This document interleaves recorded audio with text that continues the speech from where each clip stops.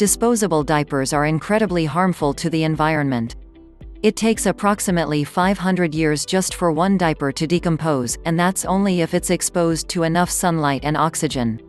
Switching to cloth diapers can help alleviate this impact on the environment. Most babies use upwards of 3,000 diapers before being trained to use a toilet. That means it'll take 1.5 million years for the diapers from just one baby to decompose. In America alone, 9 out of 10 babies use disposable diapers. This contributes to 27.4 billion diapers ending up in landfills every year. The good news is that 30 cloth diapers equal about 4,000 disposable diapers. If you're a family who plans on having more than one baby, you can be even greener by passing on those cloth diapers to new babies. It's important to take into consideration the number of trees needed just to make disposable diapers, too. Over 200,000 trees are cut down every year to produce them, and they play a crucial part in our environment. Not to mention all of the side effects that lumbering has on our ecosystem.